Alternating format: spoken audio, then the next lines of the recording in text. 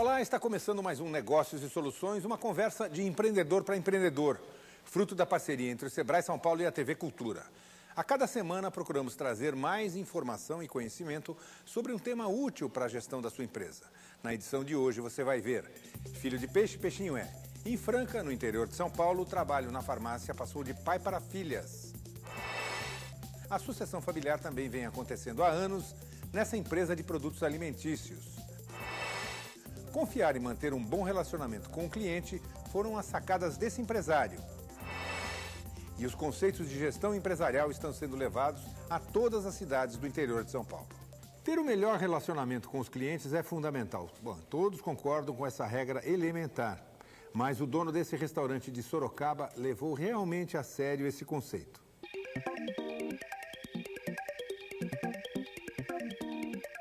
Um dia recebi um convite para comer uma costela numa oficina mecânica onde meu amigo trabalhava. E aí acabou nascendo a ideia de a gente estar fazendo eventos com costela. Eu não sei precisar em que data que isso aconteceu, mas de repente acabou virando um restaurante. A partir dessa operação dessa casa, eu decidi que o sistema melhor de operação seria o sistema self-service para a comida. Justamente no sentido de reduzir desperdícios, né? Porque no início da operação do restaurante, todo o acompanhamento da costela era servido em porções na mesa e tudo que sobrava era descartado. Pelo fato de não ter muitas pessoas no atendimento, a gente sugeriu também que os clientes aos poucos fossem servindo da bebida também. E esse sistema de o pessoal se servir da bebida foi uma coisa que caiu no agrado da maioria. Todos tinham prazer de se servir, tinham prazer de trazer os amigos e dizer que ele ia se servir ou ele ia servir o amigo dele. A pessoa que declara o que ela consumiu. E nós acreditamos na pessoa, né? Quando a gente acredita, quando a gente confia na pessoa, a pessoa devolve a confiança na mesma intensidade que a gente espera. Bem, para comentar esse caso e falar de relacionamento com o cliente, está aqui com a gente agora o consultor Sérgio Diniz, do Sebrae São Paulo. Sérgio, o Caname já abriu uma filial desse restaurante aqui em São Paulo, uma prova de que, pelo jeito, essa confiança está sendo retribuída, né? Sem dúvida, eu acredito que a receita que ele descobriu, já que estamos falando de restaurante, na preservação do valor na relação com o cliente dele, ele mostrar que ele crê no cliente, que ele acredita no cliente, que ele confia, né? Então, ele está transferindo, digamos, uma responsabilidade para o cliente, do cliente ser leal, ser honesto e dizer para ele exatamente o que gastou, o que consumiu. Então, eu acho que o grande chavão dele, ele mostrar que no relacionamento com o cliente, ele acredita que o cliente dele é honesto e não vai enganá-lo. E, possivelmente, imagino que do ponto de vista estatístico ele está se dando bem. Quer dizer, a quantidade de pessoas que provavelmente faz alguma falcatrua lá deve ser mínima. Deve ser uma minoria, né? Ele está usando esse tipo de coisa como estratégia de competitividade dele, né? Ele está se diferenciando dos demais, né? E, com certeza, na escala, aquilo que ele pode estar levando como algum prejuízo, porque alguém está se beneficiando, né, de uma certa forma em relação a isso, deve ser o mínimo possível. Sem falar que, muito provavelmente, também ele reduz os custos na medida em que diminui o número de pessoas necessárias para atender. Já que... Sem dúvida. A infraestrutura que ele precisa de pessoas é a mínima possível, tá? Então, com isso, ele conseguiu baixar as despesas fixas dele, né? Ele transferiu, de uma certa forma, isso na hora que ele fez a opção pelo self-service, que quem faz isso é o próprio cliente dele, né? E ele dá o exemplo da bebida, né? Que os clientes sentem até prazer em servir os amigos. Agora, isso imagino que funciona melhor na pequena escala, né? Onde você tem esse relacionamento humano, você sabe quem é o dono, sabe quem está fazendo esse tipo de coisa para você. Eu diria que o importante é o seguinte, é um atendimento bem personalizado, na pequena escala, onde tudo está sob o olho do dono, né? De uma certa forma, ele consegue manter esse relacionamento bastante próximo, interagir com todos os clientes e está tudo à vista dele. Quer dizer, de uma maneira radical usar o bordão, o cliente tem sempre razão. Nesse caso tem razão e tem crédito. Sem dúvida. É em cima desse bordão realmente que ele está fazendo a diferença. Obrigado, Sérgio. Bom, e veja agora mais uma dica de vendas.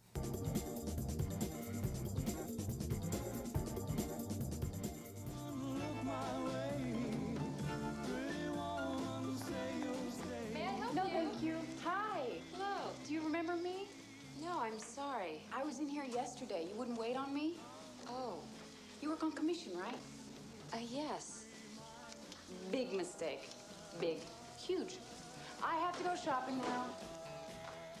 Você viu nesse filme Uma Linda Mulher a cara de tacho das vendedoras que menosprezaram a Julia Roberts quando se deram conta de que perderam uma grande venda.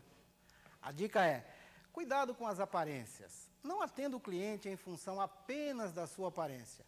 Muitas pessoas cultas e com excelente nível socioeconômico vestem-se de maneira sóbria, simples. Então, seja criativo. Deixe o cliente entrar, olhar, tocar, sentir, experimentar. Fique atento ao cliente. Atenda de forma cortês, simples, simpática e agradável. Jamais atenda o cliente com ar displicente. Enfim, crie uma forma de se aproximar do cliente sem lhe causar constrangimentos em função da sua aparência. Com um pessoal bem simpático, cortês e bem treinado, o cliente vai ficar satisfeito e você vai vender muito mais. Quem vê cara não vê cliente. Para atender bem a todos, é preciso ter em mente que qualquer pessoa que entra numa loja, por exemplo, faz parte do seu público-alvo. Esse é o nosso verbete de hoje.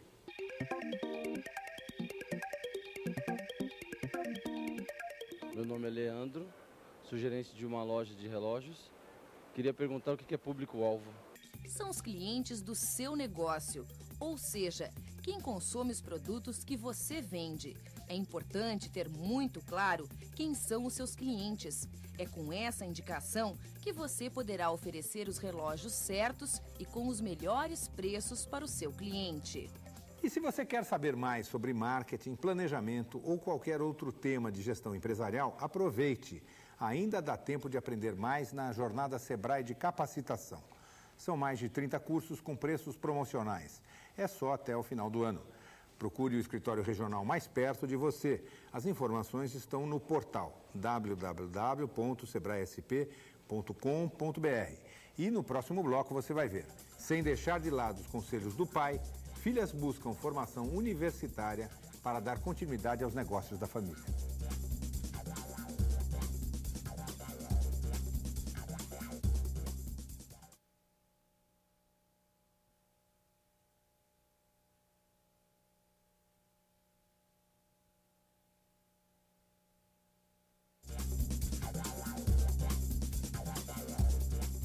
Em 1969, seu Leonídio abriu uma farmácia no interior de São Paulo.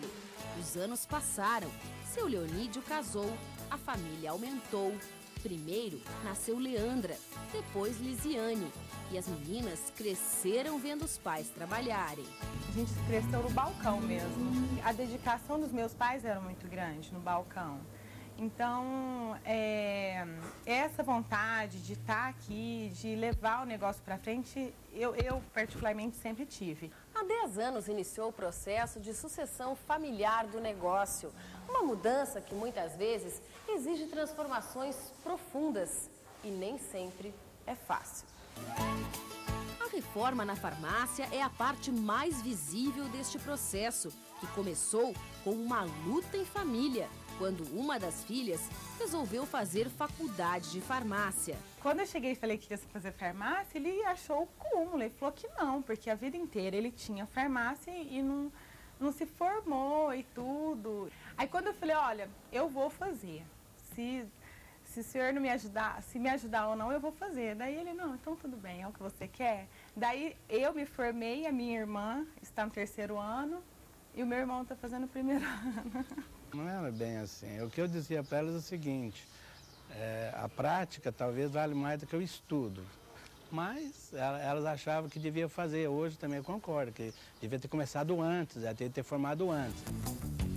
E foi assim, aos poucos, que as meninas do seu Leonídio foram assumindo o negócio, que continua de pé graças ao esforço do fundador e agora das herdeiras, que agregaram valor à empresa e, sabiamente, continuam ouvindo os conselhos do pai.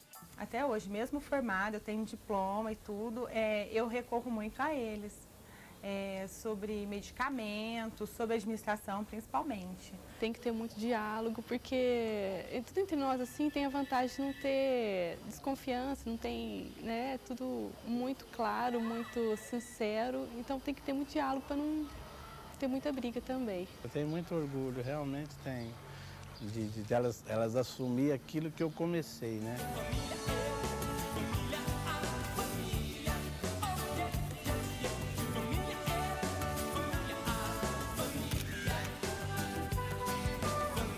Como você viu na matéria da Luísa, nem sempre a sucessão familiar é tranquila. E para falar mais do assunto, com a gente estão aqui os consultores Sérgio Diniz e Paulo Melchor, do Sebrae São Paulo. Sérgio, tem uma hora em que o empresário deve começar a pensar na sucessão familiar, quer dizer, na passagem da sua empresa para alguém? Que hora é essa? Sem dúvida. Isso deve ser cuidado, principalmente enquanto esse empresário, que será o sucedido, tem vida. Que depois da morte, isso é sempre mais complicado.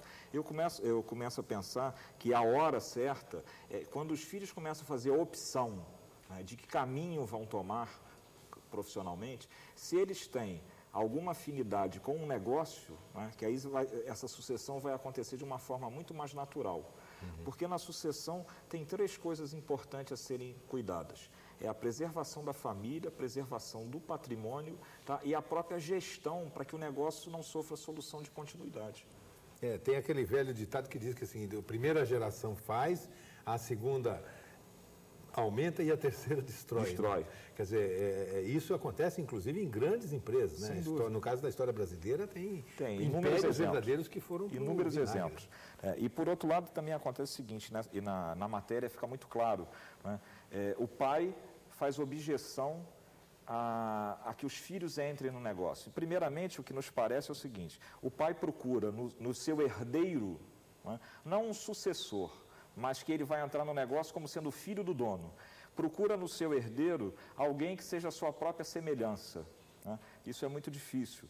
É preciso dar a oportunidade aos filhos para que eles entrem no negócio, primeiro contribuindo se tiverem afinidade com o negócio, buscando capacitação, não só a capacitação técnica, mas a própria capacitação gerencial para poder assumir o negócio e dar seguimento nisso. Sem falar que, evidentemente, a coisa já, de alguma maneira, nesse tempo todo de vida de um empreendedor, o próprio negócio evoluiu, a sociedade evoluiu, né? Agora, Paulo, do ponto de vista jurídico, há medidas que possam ser tomadas, há cuidados que devam ser adotados nesse processo? Bom, no caso que nós vimos, Marco, tem uma questão que facilita bastante, que é uma empresa eminentemente familiar, né?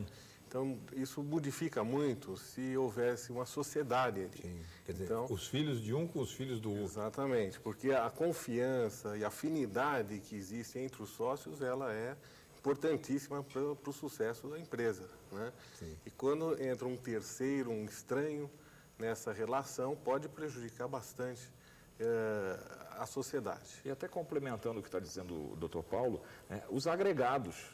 Quando esses filhos já estão casados, que têm as noras, os genros, aí tem fatores mais complicados ainda de serem equacionados. E a experiência que eu conheço é que é o seguinte, as questões não são resolvidas no plano jurídico, né? Quer dizer, a lei, o contrato, os acordos e tudo, eles são importantes, sim, para estabelecer as regras do jogo, mas o mais complicado é resolver as relações humanas, não é verdade? Com certeza, né? É muito mais fácil você tentar viabilizar isso durante a sociedade, quer dizer, durante o tempo de existência da empresa, durante a vida dos sócios, né? E tentando incluir os filhos, os sucessores aos poucos, né, do que deixar para resolver essa questão posteriormente e ter que adotar alguma medida contratual ou jurídica, né, que esteja prevista em lei para resolver o problema. E é sempre a solução jurídica, quer dizer, essa do litígio é a pior possível. Sempre a pior. Agora, e como é que se faz em relação à questão seguinte? Normalmente, quando um negócio de pequeno porte surge, mesmo que ele seja feito por mais de uma pessoa, quer dizer, tenha vários sócios, ele envolve, de maneira geral, o trabalho dessas pessoas. Agora, se esse negócio cresce um pouco e já permite uma espécie de profissionalização, começa a surgir a dificuldade de distinguir aquele trabalho, quer dizer, a remuneração de quem trabalha e é sócio e de quem só é sócio. E quando isso fica para os filhos, então, pior ainda, não é? Quer dizer, fica aquela história, o cara diz assim, não, o filho do fulano trabalha e, portanto, tem que ganhar mais. Aí o Beltrano diz, não, mas eu também quero viver desse negócio, porque foi meu pai que fez, ou minha mãe, ou meu tio. Isso, Marcão, mas olha só, eu acho que são duas situações distintas. Uma é daquele sócio que trabalha, então, portanto, ele é merecedor de um prolabore. Né? E o outro é aquele sócio que é simplesmente um cotista. Então, ele é merecedor de quê? Da distribuição dos resultados do lucro, se houver. Eu acho que dessa maneira, e aí o doutor Paulo poderia dar até maiores subsídios, né, nos aspectos jurídicos, legais, eu acho que é dessa maneira que nós devemos encaminhar a questão. Exatamente assim que funciona. Tem um sócio cotista, não é? Que entra com o capital, simplesmente não trabalha, e o sócio administrador, que atua frente à empresa, que tem direito a um prolabore, e ambos têm direito à retirada anual, periódica, a título de distribuição de lucros. Sim, e agora isso passa para os herdeiros? Quer dizer, a condição de sócio passa para os herdeiros? Não, se, por exemplo, se vier a falecer um dos sócios, não é? A gente até costuma dizer, colocar nos contratos sociais, de que fica a critério do sócio remanescente decidir se vai admitir ou não os herdeiros do falecido. E não admitindo, tem que remunerá-los pelo capital que eles tiverem investido, pelo valor da empresa e continuar a empresa com quem vai tocar o negócio. Exatamente. Ou ele substitui o sócio, ou se ele tiver afinidade e confiança com aqueles herdeiros, ele admite-os na sociedade e continua tocando a empresa com eles. Ou sem eles que vai decidir. Entendi. Vou fechar, Sérgio, com a volta à primeira pergunta. Você disse que, evidentemente, a pessoa deve se preocupar com isso e iniciar essa preocupação com a eventual sucessão em vida. Mas eu pergunto o seguinte, é quando a gente já está velhinho ou se você abrir uma empresa e tem lá, sei lá, 4, 5 anos de atividade, você já deve começar a pensar no futuro? Não, com certeza. Pensar não é só quando estiver velhinho, não é? Pensar, o início, um planejamento estratégico de uma empresa já deve se pensar em sucessão. Não é? Nós não somos donos dessa vida, desse destino. E se me acontece alguma coisa amanhã? Então, a partir de agora, eu já vou começar a delinear um processo de sucessão, até de como os filhos, os herdeiros naturais, digamos, podem ingressar na sociedade ou não. Isso pode ser definido, né, no caso até de uma sociedade de 2 ou mais sócios, isso pode ser definido no início da empresa. Mesmo porque tem certo tipo de empresa que é tão pessoal que filho nenhum vai tocar. Que nem permite, digamos, o ingresso de um estranho, não é? Seria um estranho no ninho, realmente. Ok, obrigado, Sérgio, obrigado, Paulo. E agora vamos ver os principais pontos dessa nossa discussão. A sucessão já deve ser pensada no planejamento estratégico da empresa. A sucessão deve preservar a família, o patrimônio e a gestão do negócio. A sociedade não passa obrigatoriamente para os herdeiros. Os sócios devem procurar incluir os sucessores aos poucos, desde que tenham afinidade e interesse. A sucessão deve ser definida enquanto o proprietário ou proprietários ainda estão vivos. Se você ainda ficou com alguma dúvida, fale com a gente. Você pode mandar um e-mail para sebraenatv@sebraesp.com.br ou entrar no nosso portal www.sebraesp.com.br. Nós voltamos depois do intervalo.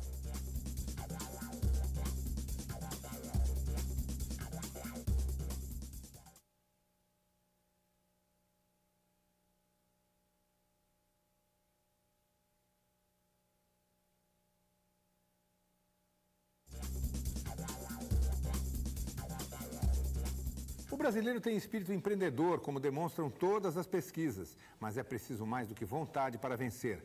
É preciso buscar conhecimento para dirigir um negócio. E para levar esse conhecimento a todos os lugares, foi criado o projeto Sebrae na Rua. No município de Piedade, a 33 quilômetros de Sorocaba, fica a empresa do Roberto. O empresário aproveitou o projeto que leva a estrutura do Sebrae às cidades pequenas para adquirir conhecimento. É para a gente aprimorar conhecimentos e verificar se a gente está realmente agindo certo para melhorar a empresa, né? Para quem tem falta de tempo e tem a dificuldade de se deslocar de uma cidade a outra, eu estou achando excelente. Como o Roberto e o Marcos, muitos empreendedores se beneficiam do projeto Sebrae na Rua. Eles participam de diferentes atividades. Esta turma fez um curso de lideranças. Para quem está no ramo ou para quem quer entrar no ramo e quem quer levar a sério o negócio, é imprescindível que participe de cursos desse tipo. As pesquisas do Sebrae hoje, que cada negócio que abre não aguenta 2 anos porque não tem um conhecimento, o que você vai fazer, como vai fazer, entendeu? O presidente da Associação Comercial e Industrial da cidade lembra a importância do empreendedorismo para a economia do município. A parceria é o principal elo de ligação, porque a pessoa sozinha ela não consegue ter um apoio, ela não consegue nem, às vezes, ela não sabe nem onde procurar determinadas soluções para o seu negócio. Então, eu acredito que vai ser muito bom. Então, estou levando fé. O Sebrae na Rua só é realizado porque tem o apoio do poder público e dos próprios empresários. Aqui em Piedade, esse evento não vai mais acontecer. É que a iniciativa foi tão bem aceita que acabou gerando um posto de atendimento na cidade. O posto de atendimento do Sebrae em Piedade é o 33º inaugurado no estado de São Paulo e vai funcionar aqui junto ao Centro do Empreendedor e do Trabalhador do município. 2 funcionários contratados pela prefeitura e treinados por técnicos do Sebrae vão oferecer todo tipo de informação empresarial. A ideia é apoiar o empreendedor. A importância de sair essa integração, nós mostrarmos que tanto o empregado como o empregador, ele precisa de estar treinado e essa integração faz com que o município cresça. A gente quer que todos os municípios onde nós vamos passar conheçam realmente o que o Sebrae faz. O papel do Sebrae na Rua é fazer com que a gente faça o empreendedor conhecer o que o Sebrae faz em todos os segmentos, seja ela indústria, comércio, prestação de serviço.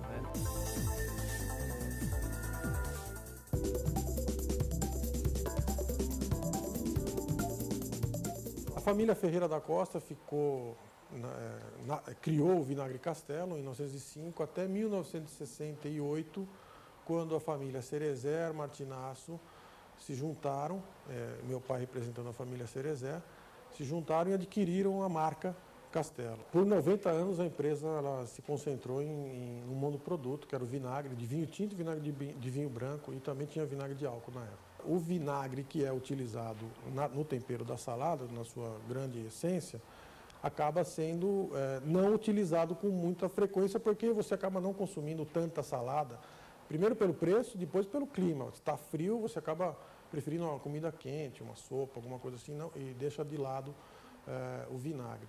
Focamos em conservas, focamos em temperos, focamos em agregar sabor a alimentos. Então, tudo que agrega sabor, tudo que tempera, a Castelo vai estar entrando. Hoje nós exportamos para mais de 14, 15 países e temos hoje o orgulho da Castelo ser a maior empresa da América Latina. Marcelo Cerezer é formado em administração de empresas e direito e começou a trabalhar na firma da família desde cedo. A Castelo Alimentos tem quase 100 anos e começou em um galpão no bairro do Brás, na capital paulista, com apenas um produto, o vinagre. Hoje a empresa tem uma linha de mais de 60 itens, exporta para diversos países e é a maior fabricante de vinagres da América Latina. O Negócios e Soluções fica por aqui. Você pode falar com a gente, mandar sugestões ou críticas, basta entrar no portal do Sebrae São Paulo. O endereço é www.sebraesp.com.br. Lá você encontra também todas as informações sobre o programa e os assuntos que são discutidos aqui. Bom, se preferir, mande um e-mail. O endereço é sebraenatv@sebraesp.com.br. Na próxima semana, a gente vai falar sobre trabalho temporário. Até lá!